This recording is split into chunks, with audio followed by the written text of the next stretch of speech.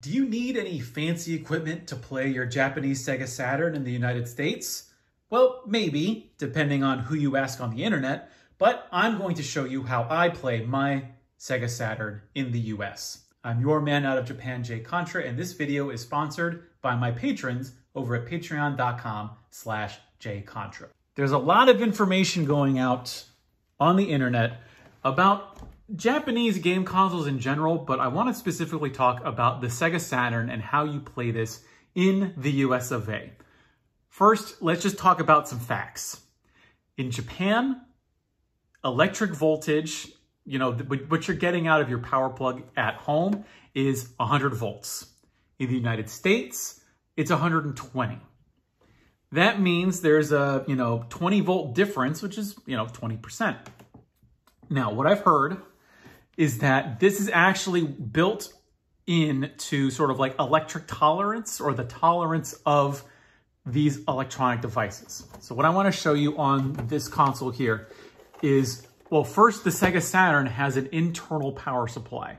That means unlike, say, for example, the GameCube, which has an external power supply, you can see you've got the big power brick here. This end plugs into the console and this end plugs into the wall. Normally with a GameCube, you could just swap this Japanese power supply out with an American power supply, and you can play the system perfectly fine in the United States. But because the Sega Saturn has an internal power supply, you are essentially locked to a 100 volt power supply. Now, this goes in here, you see, yes, the cord over here. And see, here's the cord. The cord for the Sega Saturn is just a basic 2-prong here that plugs into the console, and then the 2-prong that plugs into the wall. Notice there's no ground. So, what do you do if you want to take care of your console? I have heard plenty of stories on the internet of people just plugging their Japanese Sega Saturn into the wall of their American house and being perfectly fine. Because, apparently electronics are supposed to have like a 10% like tolerance level, even though you're putting 120 volts into a 100 volt system, you're gonna be causing some, I think, over time, extra wear and tear on your system. It may not cause anything bad immediately, but if you want your system to last for, 10 years or more, which I hope a lot of you do, you want to take as best care of your system as possible. And it's not like you have to buy a ton of different plugs for each of your systems. So what I have over here on the right is what's called a step up and down converter. I bought this off of Amazon. I want to say it was about 50 bucks. No, excuse me there. This is the VCT, what is this? The 500J or the VT500J. It's rated for 500 watts. So, your Sega Saturn's only drawing 12 watts. So this should be more than enough. And it's a pretty simple device. It's very heavy actually, but it's got 2 plugs. This is it's because it actually works both in the US and Japan. So if, you're going between the 2 countries and for some reason you want to plug your American electronics into a Japanese power socket, you can use this. You can plug your American device into this plug. But you plug your Japanese Sega Saturn into this plug here. You plug on the end here. You see you've got the cord that goes out to the wall. Let me get the end over here. You plug this into your power plug in your American house, and boom, you're done. This converts the 120 volts that are coming out of the wall of your American plug into the 100 volts that will safely go into the Sega Saturn. It's got this like power thing here. It's got all these different bells and whistles. I think it's by default. Depending on which country you're in, you need to set it to whether it's outputting 100 volts or 120, or taking in, you're taking in 120 volts versus taking in 100 volts. You've got the power switch here. It even comes with a fuse. This was just the top thing that I saw on Amazon, so I bought it. I've used this device with both my Super Famicom and my Sega Saturn, and I haven't had any issues. Now, whether or not just plugging your Japanese console straight into the wall, if that's going to cause any problems, well, I've heard of people using their systems for years in the United States and not encountering any issues. But just think about the heat.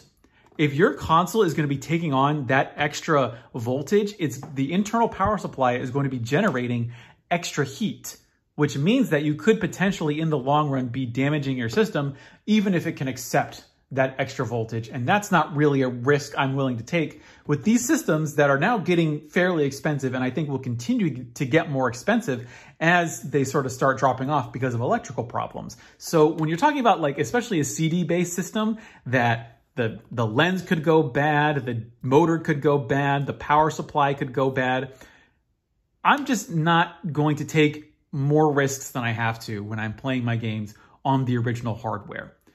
Later systems don't really suffer from this. When you look at the power supplies for something like, say, the Switch, or even I think like the Xbox, or even like PS3 and the PS4, I don't know about the PS3, but I know definitely the PS4, you can just plug those things straight into the wall, either in Japan or America, and you'll be fine. What you have to do, and this is true of every system, is you need to be checking what voltage your system accepts. I know, for example, the Super Nintendo, the Nintendo, the PlayStation might be different. I think PlayStation actually does 100 to 240 volts. But for example, like, look at here on this AC adapter for the GameCube, it only takes 100 volts. And this system came out in 2001. I think the PS2 is all region voltage on its power supply, but even this GameCube power supply is not rated for the United States. And this is the Japanese power supply, by the way. Whereas the PS2 power supply is rated from 100 to 240 volts. You can actually use that in the UK, where the voltage is twice that in the United States and Japan, and you'll be fine, but not so with this GameCube adapter here. Now with adapters, it might be slightly different. You might be safe using your GameCube power adapter with your Japanese GameCube in the United States, because all the heat is going to be on this adapter and not really affecting the system. But again, I'm not going to be taking that risk. Whenever I play my Japanese GameCube, I use my American power supply just so that it's getting the correct current and voltage and everything, so that I'm not risking the system. I hope this video has been informative to you.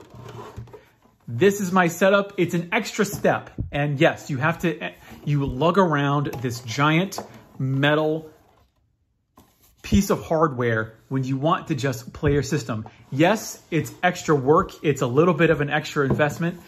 It's $50, and when you can use it with all of your Japanese systems, I could see if you were just using the one system, how you would not need it. But if you're using, like, especially some very delicate systems like Turbo Duos or Neo Geo CDs, I really think it would be worth having this just in case, so you're not frying your systems. With that, I have been your man out of Japan, Jay Contra. Thanks for watching, and mahalo.